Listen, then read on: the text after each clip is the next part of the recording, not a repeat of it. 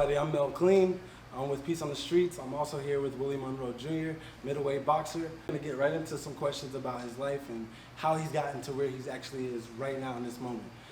So, number one, man, who are you? Who is Willie Monroes Jr.? Willie Monroe Jr. is a guy that's looking for world dominance. No, I'm playing. No, Willie Monroe Jr. is a professional fighter, actor, performer, father, husband. I should have said husband and father first. Should have said husband and father first, but because those are the two titles I take very serious. But husband, father, fighter, performer, actor. So, tell me about your history. What was it like growing up, and where are you from exactly? Well, I'm from upstate New York originally. I just relocated to Tampa, Florida, but originally from Rochester, New York, upstate. Go Bills. But upstate New York, born and raised. My boxing, that came from my grandfather. So my grandparents raised me, and I come from a fighting family. And my grandfather's Afro-Cuban. His father's from the island. So if you know anything about Cuba, boxing is like religion. Right. So it was just natural for me to fall into boxing, being that it was passed down from my great-grandfather to my grandfather, all of my great-uncles, my dad, and myself. And the thing that got me into it was watching my dad on TV. I saw my dad on Tuesday night fights. This is way back when I had to be like 5 or 6 years old. Tuesday night fights. And my dad, after the fight, came back to Rochester. He came to my school to visit, and like teachers were like crazy and asking him for autographs and stuff.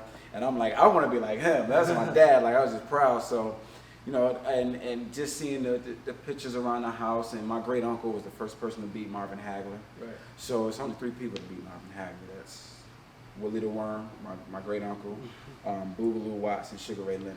So we would hear all of these stories throughout the family. Then I saw my dad and watching my dad train, and I just said, that's what I want.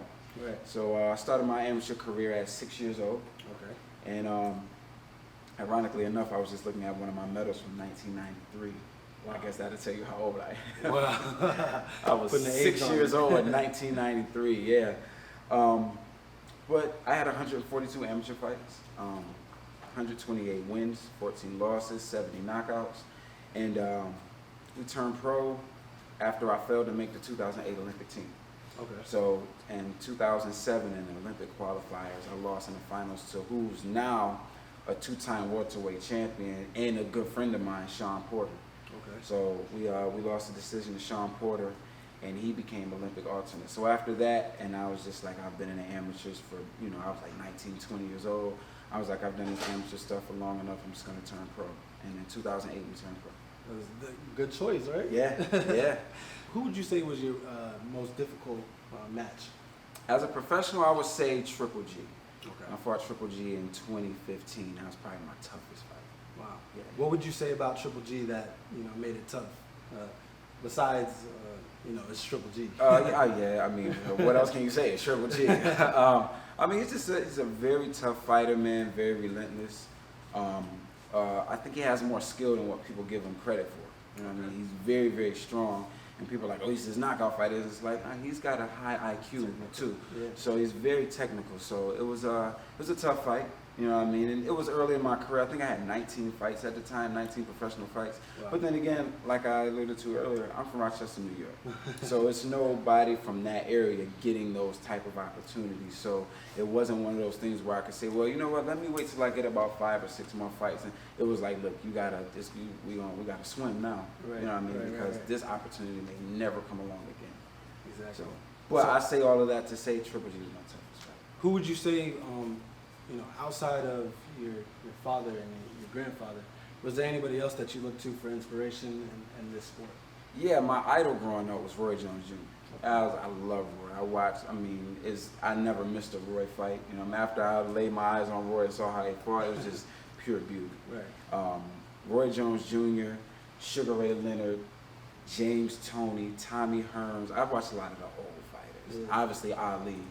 A lot of when you're talking about newer fighters, who are some of these fighters in this age that I like, Andre Ward, Canelo, Adrian Broner. I think he's a very skilled fighter. So, but yeah, those are some of the fighters I look to. Are you looking forward to the Mike Tyson and Roy Jones fight in November? Yeah and no, because I'm just like, those are two fighters that I really, well, obviously Roy's my idol and everybody loved Tyson. You could not like Tyson.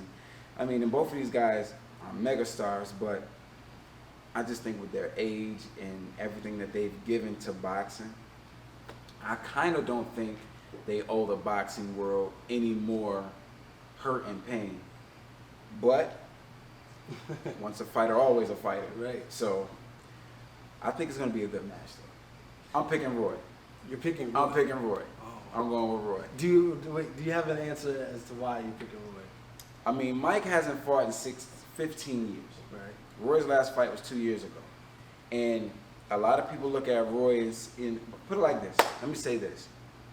In 1988, Mike Tyson was probably the most feared man on the planet. Mm-hmm. In 1988, Roy Jones received a silver medal in the Olympics, which he got cheated out of a gold medal. That's a story for another day. Right.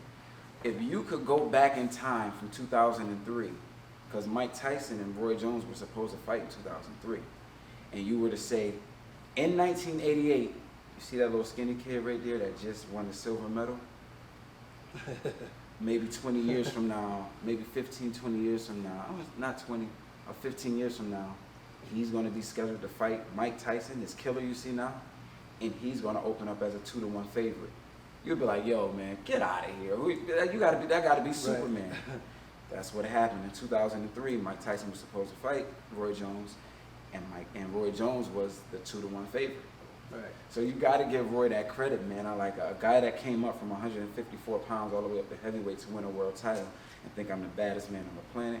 Listen, I can't bet against him. I never bet against Roy. And I think Tyson, I love Tyson. Tyson's another one of my favorite fighters, but just because of the nature of the situation. And I might be being a little biased. That's what I was going to say. I might be being a little sounds biased. Like you might be a little biased here, but... I might be being a little biased, but I'm going with Roy. So let's transition a little bit. I see that you're plant-based. You're on a plant-based diet. Is it a diet for you, or is it more so of a lifestyle? It's a lifestyle. It's a lifestyle. I started in 2016. Okay. Started in 2016 and started my plant-based journey. And it happened almost, I don't want to say by mistake because God doesn't make any mistakes, but my intentions is I went on a 21-day fast from meat. And it was, it's called the Daniel fast. And after I came back off of the fast, I couldn't stomach meat. And then, after that, I just said, I'm just going to stay away from it. And a couple times I tried to relapse, and go back to meat. And it just wasn't hitting. So I was just like, it made me have to get down and learn more about being plant-based and things to eat to replace what I was missing or to give me what I really wasn't getting in meat. A lot of people say, well, what do you do with where do you get your protein from? And I'm like, well, what's protein? Now you got to explain to me what protein actually is before you can tell me whether I'm getting enough of it or not. Okay. And then when you talk about protein, we get it, the protein we get is a byproduct from the animals that we're eating. Right. Where their protein coming from. So if we're getting a little of the protein, that means most of the protein is in the greens and the grass and stuff that the cows eat. If they're loaded with protein and the protein we get is a byproduct of their protein, then that means the source is the grass, the vegetation. So just skip over the meat and go straight to the source, So it doesn't sound like it was too difficult for you to make that transition. I mean, I'm black, so fried chicken was a little tough to give up. You know what I mean? So but it was an easier transition than I would say for most people that I've seen. It was an easier transition. Yeah. Real quick, what's your favorite vegan brand? Brand. Yeah, I love Morningstar for they have crispy chicken fillets. See, I do the Beyond meat. Okay. So we'll do Beyond burgers and stuff, but I don't even really miss the consistency of meat. Right. So people are like, oh, it tastes like meat. I don't even so I don't need to have a sausage patty or a hamburger. I don't need it because I don't really miss the consistency of meat. But I do, sometimes my wife will make a little stir fry or something, and we'll use Beyond meat, or I'll do we'll throw some Beyond patties on a grill or something. you know, with some pineapple. Yeah. But like other than that, I don't really miss the consistency of eating meat. So finding a substitute isn't a problem for me. Is that something that you kind of spread throughout your household and for your kids and things like that, or is it? Well, I don't force it religious? on them because they're still such young minds. Right. But they follow. Okay. And they'll taste some of the vegan food. Some of the vegan food I have. It's a really good company called Rebuild Mills, who sponsor me. I have a partnership with them right now, and they give me the plant-based meals. And my kids are learning more and more about plant-based eating. And some of the stuff my kids are like, nah, I'm straight. I'm gonna go ahead and get some chicken. I'm gonna get some real chicken, or I'm gonna go ahead and get some, you know, a real burger. But you know, they follow. They follow. One more thing about the plant-based. Do you feel a difference physically now than you did before when you would fight and when you train? Like, what's the biggest difference you feel in your body? I honestly do feel a difference, but the biggest difference is my mind. Okay. I have a more clear mind. I'm not as aggressive.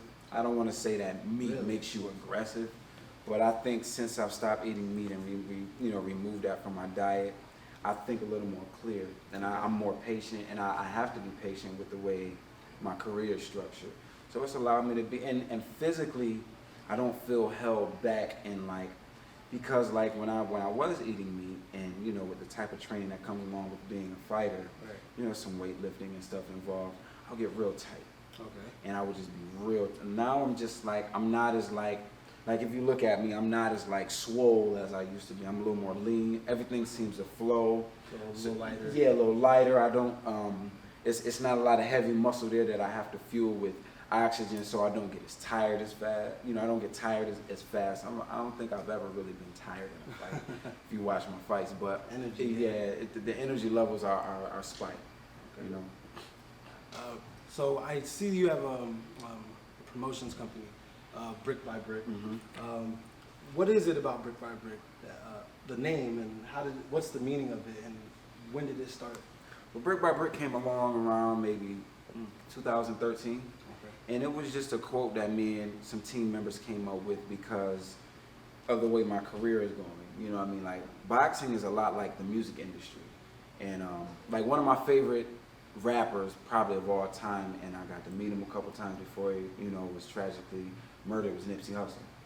And Nip actually gave me some real good advice. This was like in 2018, you know, some personal advice. Wow. And it went along with, it matches, to me, it matches his marathon thing. You know, everybody wants the quick race, the sprint, get straight to the money, get straight to this, I want it quick, quick, quick. Nobody's patient. Whereas in a marathon, that's 26 and a half miles. Right. And in a marathon, you're not running to win. You're running to get it done. You're Yep. pacing yourself. And a lot of people, it's a mental and spiritual threshold you have to get through a marathon. Right. Because a lot of athletes can go outside and run 5 miles, 3 miles. Running 26 miles is mental. Right. To be able to push yourself to just keep your body going for miles after you've passed. So Brick by Brick, to me, sort of ran parallel with that simply because it's day by day. You know what I mean? If you look at the story of the Three Little Pigs, you know, the house that was built up of sticks and straw, Right. the big bad wolf, aka Life, came through and said, I'm gonna huff and puff and blow it down, and he did just that. Exactly. When he got to the brick house, he couldn't do that. Exactly. And the reason why is because a house that's built of bricks is a little stronger, Stronger it's a foundation. lot more sturdy, has a strong foundation, but it takes a lot more time. You know what I mean? Sticks and straw, you can build that up quick. Right. You know, with stones and bricks, you have to, I like masonry, so you have to lay your stone, and that has to be perfect.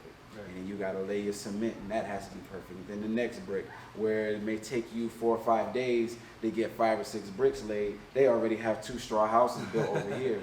And a lot of us get mixed up. We see these straw houses, and I want that real quick, and it's like, nah, just keep laying yours brick by brick, because when the big bad wolf, aka Life, comes through and say, I'm gonna huff and puff and blow this down, it's gonna be too strong. Yeah, And you'll have so much, exactly. So brick by brick, you know what I mean? Like, and in my boxing career, I fought a huge majority of my career at 168 when I was naturally at 54, Okay. just so I could get the fights. And I won, but I wasn't winning by knockout. So my knockout percentage is low, and everybody's like, oh, he doesn't hit hard. I said, look, brick by brick, I'm gonna get it. Right. I don't have to knock you out with one shot. But round after round, brick by brick, I'm gonna break you down. Yeah. So it's parallel to life. I think if people look at my story, how I came up, what I've been through, how I've been down, gotten back up, I think I live it by example. So I'm not just out here saying, hey, brick by brick, yeah, take it a step at a time, be patient, feeding people that same story. Not only am I letting people know that this is the right way, you can go look at my track record and see that that's how I really walk. Exactly. That's how I, because in this boxing world is a lot like the music industry. My reality wasn't the reality of, a lot of different stars that you see in the boxing world, that I'm at their level as far as getting a fight with them, but as far as the money and promotion and everything that was behind them, mine was more grassroots. Right. Like I say, like Master P or Nipsey Hussle, real grassroots, selling CDs out of their car and, moving a certain amount of units. You had to do the legwork. I did the legwork, I sold tickets out of my book bag. I've gotten off of my job at 5 p.m., rode my bike to the gym, worked out, rode my bike to different people's house that are buying tickets, still for autograph pictures and with them, rode my bike back home. Right. People literally have these pictures on Instagram and Facebook. Like, I remember when you were riding your bike to my house to drop off tickets. Right. Now you're on HBO, now you're on, PBC. So that type of stuff, that type of walk is self-explanatory, but it's also, I'm leading by example. I don't want to just feed people and say, do this, and this is how, and look good. And people say, hey, we should do it brick by brick. But then what did you do brick by brick? Kind of like you're showing the way. Practice what you preach. That's authenticity. It's funny you say that about Nip, because Nip is one of my favorite rappers as well. And it's kind of like teaching somebody how to, instead of giving them, exactly. Teaching the man how to fish. Exactly. That's what they say, you give a man a fish, he'll eat for a day. You teach him how to fish, he'll eat for the rest of his life. Exactly, and that's something Nip lived by. Yeah. What was it about Nipsey Hussle that really, captivated you and drew you to his music and who he is as a person? Well, I had heard of Nip and listened to some of his music, before the Victory Lap album, because my brother was into music. Like I said, I had a music group. And my brother, once our group broke up, my brother moved to LA, which he's out there now. He works close with Chris Brown, Eric Bellinger. He's very close with Master P. That's where I get a lot of the game from. Okay. Very close with Master P. And so I got a chance to really hear about Nip and hear some of his music when I was out on the West Coast with my brother. But when the Victory Lap album hit, it was some things he said in some songs that I'm just like, man, this dude really...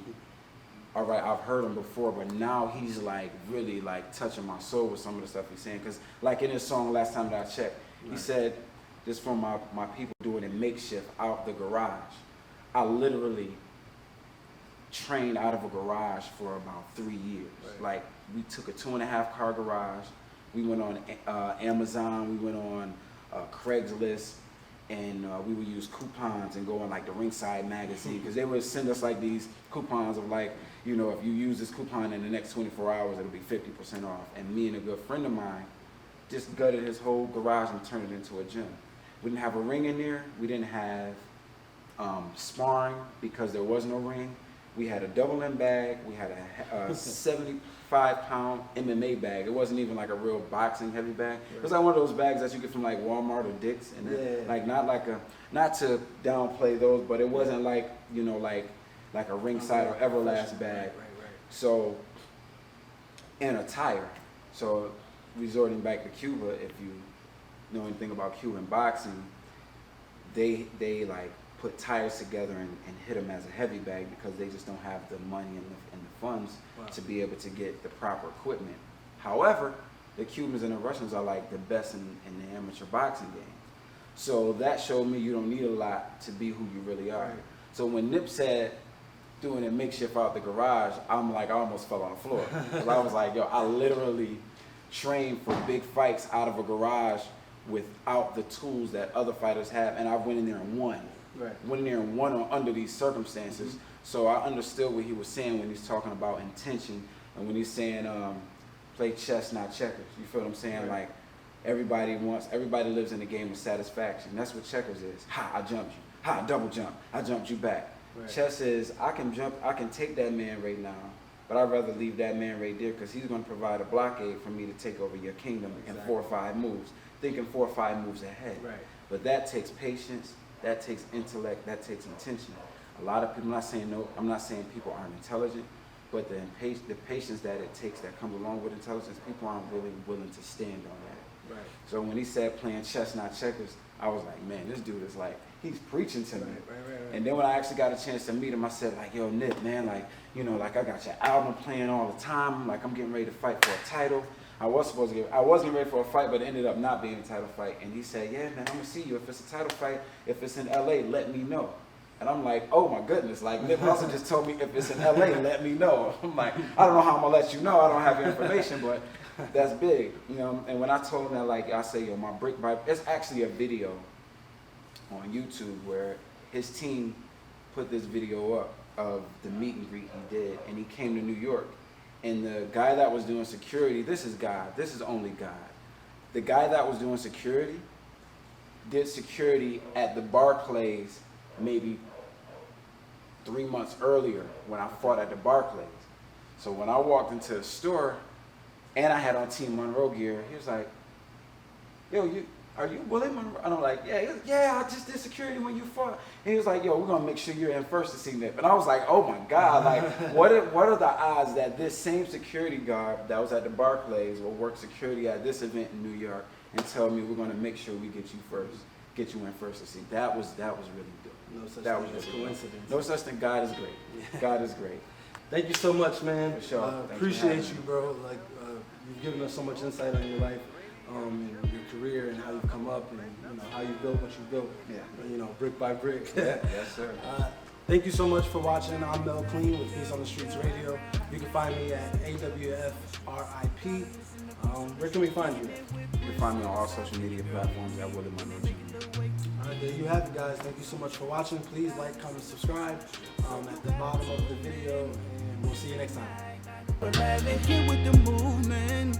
Promise you when I regret it. With no hesitation. Yeah. Grab your guy, grab your lady. Just turn to the station. WOKB 16.